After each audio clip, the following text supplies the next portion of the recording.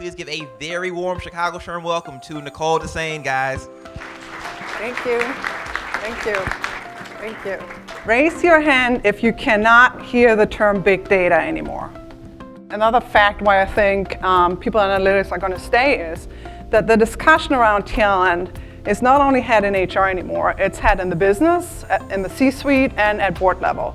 The board is going to ask questions about talent, and they want to see data around talent. So let's start with the definition of what is big data anyway. Gartner defines big data as high volume, high velocity, speed, and variety of information that needs to be processed at an ever more efficient way in order to gain insights for decision making. That's the official kind of Gartner definition. And to put a number to the magnitude of this data, we produce 2 trillion gigabytes of data every day, and 80% of it is unstructured. And when we talk about unstructured data in this context, most of that data comes from social media, right? So this is the magnitude that we're talking about. And so companies struggle to find the right tools and the right processes to make sense of all this data and crunch it so there are actual insights for organization to be had. So now, how does that translate to HR? What does big data mean for HR? And so there's another term that you may hear in this context. It's called evidence-based HR. And it really means using data, imagine that, in addition to opinion, gut feeling, to make strategic decisions in HR using data. So really the way I think about it, it's an evolution. The first, or the past really, is what we would call HR workforce reporting, right? And that was largely internal people data that we used, employee data, and essentially to get answers for ourselves, for HR, right? And examples are headcount, attrition, reporting. So now we're in this transition to what we would call talent analytics. And the shift here is, as we talked about, is it's not only internal data anymore that we're mining, it's external data as well. And it's really harnessed to answer business questions around why. Why questions about your people. So for example, your business head may ask, why are all my high performers leaving? Right? Those are why questions. So you need to come up with the answers, data-driven answers to that. You know, it shows that we'll use more external data to answer those questions in addition to internal data. And again, external data includes social media data. So raise your hand if you use social media data for recruiting, engagement, employer branding purposes today. Who does that? Okay, maybe like 10 or so. Yeah, so don't be sad if you don't do it currently. Deloitte did a recent study and they found that 81% of organizations are not currently prepared to leverage social media data in their HR practices, right? So we're at the very infancy really of this stage. But I'm already looking ahead because I think there's a great future for analytics in HR. And I call that talent datafication. And that is the full integration of external and internal data. And we're going to be answering questions around the how. And talent, the great vision I have for that future is talent will not be anymore a liability on the balance sheet, right? Instead, the business is going to ask us, how can talent contribute even better to business outcomes, and how can we align talent data to business data? I've compiled those into 5 that I've observed kind of key myths. So I want to go through those and hopefully dispel some of those. So the first one is, I don't work in talent analytics, so why should I care? All right? We call that denialism. So raise your hand if talent analytics is in your job description. All right, maybe we have 5 people, right? So the rest is not officially in talent analytics. Does that mean you shouldn't care? No. Because analytics really spans the entire talent experience lifecycle. And so the talent experience lifecycle is what I would call the talent management lifecycle of the 21st century. But it's really moving from viewing talent as something passive, right? When we talk about managing talent, we're doing something to talent. But nowadays, talent is taking a much more proactive approach to their whole journey with an employer. So that's why I'm calling it talent experience lifecycle. So let's look at some examples of how we use analytics across the entire lifecycle. Strategize. So scenario-based workforce planning would be an example of that. A case example is I worked with a client and they were expanding their sales force globally. And they wanted to assess where do they have competency leadership gaps today, but also based on certain business scenarios where they may have those in the future across various geographies. So that's an example of scenario-based workforce planning. Using analytics in the attract space. So predicting job success in the selection process, right? And there's a lot of startups cropping up these days. One of them is Guild. I don't know if you've heard of them. They actually have developed algorithms that scrape publicly available data to make predictions who would be a great software engineer in your company. And they scrape that data from social media, from engineering forums where people solve problems, and that makes predictions about somebody's success on the job. That's just one example. Grow. Millennials crave mentoring over all other learning, actually. So some organizations are using sort of a mentoring matchmaking, match.com, if you will, for mentoring, to predict what would be great mentor-mentee pairings. And then re-engage. And I think historically we have missed this step, because nowadays, what's the average tenure of employees? I think between 2 and 3 years. But guess what? Employees are more inclined to come back to you. So how are you staying in touch with former employees, right? And how are you using data to identify, for example, regrettable losses? Do you think is the area where analytics are most popularly used in your experience? Predictors of success. So using algorithms, as I mentioned the Guild example earlier, better predicting success in a role, so for selection purposes. I've seen it used also, I was going to talk about that later, background check, using more publicly available social media data for that purpose. It's kind of a gray area, but that's I've seen. Certainly social media usage and data usage to enhance and measure employer branding. Glassdoor, for example, what do people say about you on Glassdoor? There's a lot of data that can be harnessed there. So really end-to-end. Big data means analysis, paralysis, and more metrics we have to track. Not true. So usually part of when I do analytics projects, one of the first things I do is I interview business executives. And one of the questions I ask them is, do you read the HR report that you get every month? Guess what the answer is? 90% say no, or which HR report? So then I usually go back to the HR leader and I say, try not sending the report 1 month and see if anybody complains. And I was previously, in my corporate role, responsible for the talent analytics team, so I know how much time it takes to produce those reports. A lot of time. So if those reports aren't value added, maybe you stop doing those and focus your energy on something that is value added, right? So what is that? And it really is less data than more data, right? So you want to start tracking a few metrics only. And I'm partial to the work of Simon Sinek around start with why. And I think this applies here great. Start with why are you doing these reports? Why are you capturing that data? And really start with the business. And if you start with only 2 questions that you want to answer with data, pick those.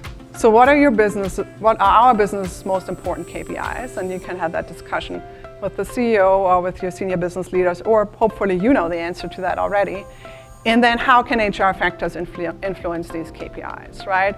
In other words, what insights can we provide from a people perspective that inform and drive our business KPIs? Everybody welcomes talent analytics with open arms. You all remember this movie? Yeah? Who remembers it? Moneyball?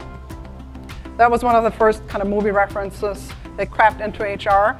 And this is a scene, and if you don't watch the entire movie, just Google this scene. It's called What's the Problem? Billy Beane of the Oakland Athletics challenges baseball scouts how baseball talent is scouted. By he asked the question, what's really the problem? What problem are we trying to solve? And if you recall that scene, they weren't very receptive to his new approaches, to his data-driven approaches. They had a lot of long-held beliefs around who makes a good baseball player. My favorite one is, he has an ugly girlfriend, therefore he's not confident, therefore he's not a good baseball player. So that's my favorite one. But so those kind of long-held beliefs were there, and it took him a long time to convince those people. It's the same if we now take this analytics approach into our organizations. Not everybody is going to welcome this with open arms first, right? So when we think back about all the myths we talked about, 4 were around how the myth you may hold as HR professionals, and then this 5th one is around the myth that the business may hold. So question is, how are you going to overcome your own myth or fears, and then how are you going to enable the business to do the same? So what would data do? What should we do about this? The first thing we need to do is design a roadmap based on our own talent analytics maturity. And this is the maturity model that I personally like best. It's one from Burson by Deloitte. It starts with the reactive, operational reporting. Level 2, proactive, advanced reporting. Level 3, strategic analytics. And level 4, predictive analytics. So again, hold up your fingers, 1 to 4. Which level do you think your organization is at? Level 1, level 2, level 3, or level 4? Hold up your fingers. 1, don't be shy, it's okay. 2, 1, 1, 1, 1, 1, 1. A lot of 1s and 2s, okay. Yeah, and so if you see the percentages there to the side, again, don't feel bad. Only 4% is what Burson found. 4% of organizations are at level 4, 10% at level 3, right? So most organizations are still at the entry-level stages of analytics. So once you know which stage you're at, then you need to build a realistic roadmap. And again, that roadmap can be 5 to 7 years. In order to get from level 1 to level 4, that may be a multi-year journey, right? So, but that's really, really important to do first, because you don't want to set false expectations with your organization, and you don't want to set yourself up for failure. Hi, my name is Nancy Paniawa. I work at the Federal Reserve Bank of Chicago. And one of my questions was around the talent analytics roadmap.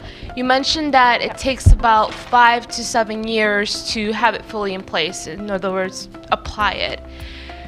Is that because it just takes time to gather that data to get to that predictive stage in the analysis, or I was just curious why? So that doesn't mean that there aren't interim stages where you can't do something already. As a matter of fact, I'm a huge proponent of starting small, maybe doing pilots, cleaning up your data, because you want to show successes, small successes, so people, support you and the business supports you. So to go from level 1, reactive reporting, to all the way predictive analytics, that's a long year journey. That doesn't mean that there aren't results and stages in between.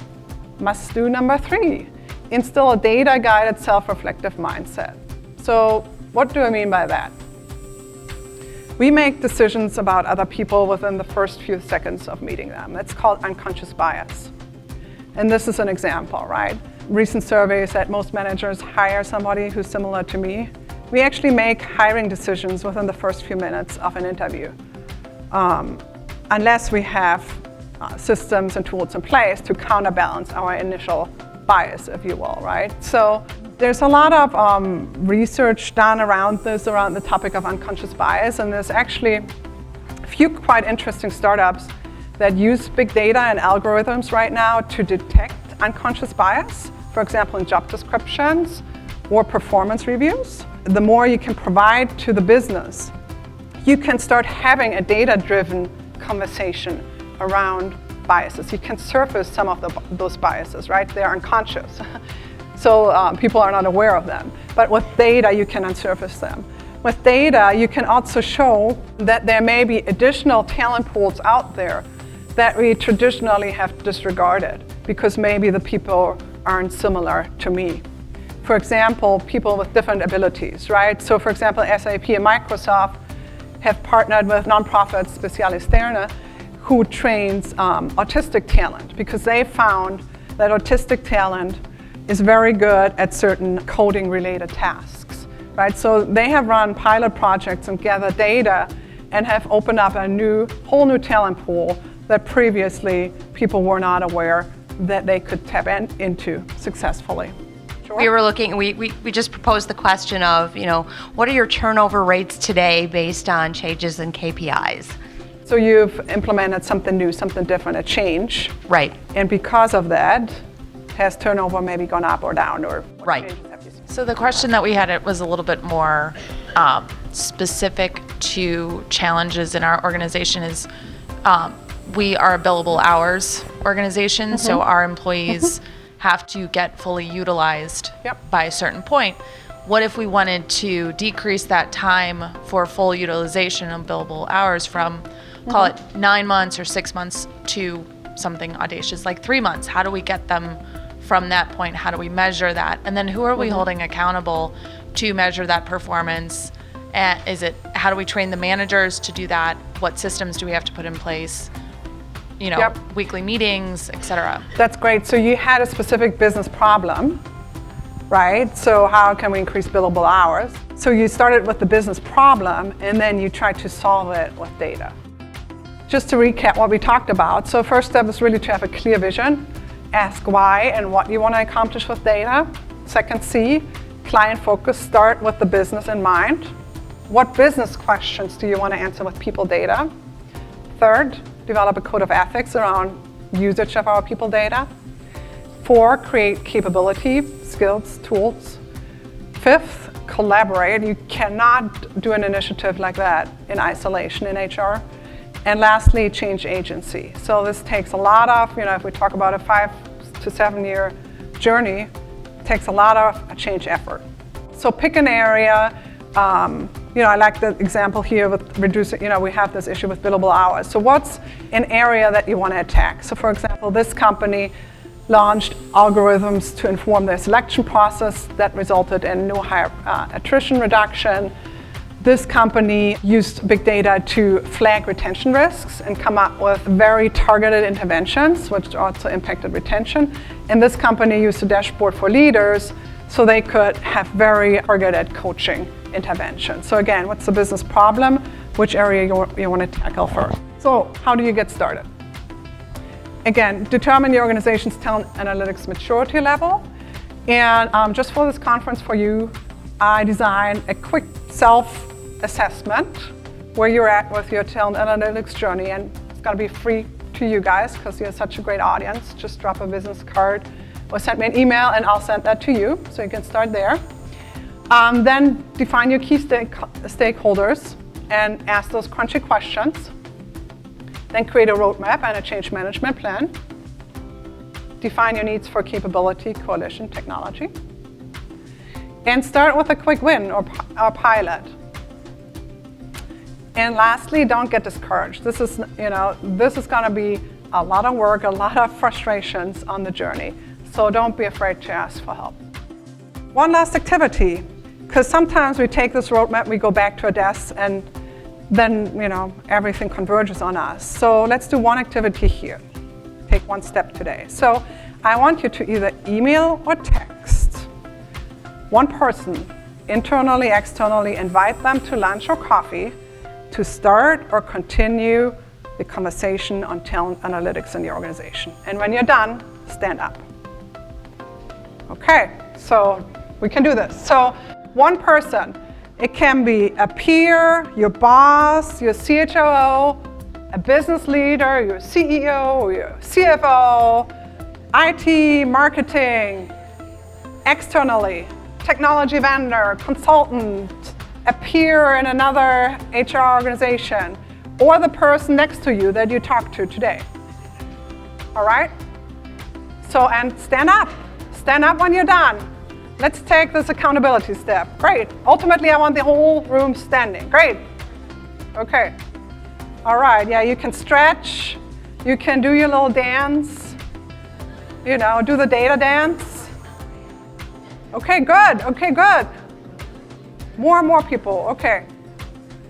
Text, email. All right. Good job. All right, we're almost done, like 70%. Great. Awesome. Okay, so you all have taken the first step on this analytics journey, or taken a further step, right? Thank you. I can't speak highly enough about Nicole's presentation. A lot of times in the fast-paced atmosphere that I'm involved in on a day-to-day basis, we're just asked to gather more and more data. But whether or not the data is going to be useful for our purposes, what is it that we're collecting? And furthermore, the most key important thing I think I learned from Nicole today is whether or not it's ethical to be using some of the data we're collecting at such a rapid pace. So collecting data is not the end-all and be-all, it's how you're going to use it and the ethical use of it today. My big takeaway from the session today is, as an HR professional in the nonprofit sector, a lot of times we feel a bit limited because of our lack of resources, but we really learned to start small today. It's simple. Ask your key stakeholders what question or two they want to know, and if you have to use Excel and take it from there. I think integrating all the information with people and what that means for our business, we can do that, a nonprofit or not. I'm really excited about this whole topic. Nicole did such a great job. She energized me very much. She gave me a lot of good ideas, starting small. I also am in the nonprofit sector, and I see our organization doing a lot of different things, different systems, but how to tie it all in together, how to motivate, how to ask the leaders what they want is just really energizing for me, and I'm really excited about this topic.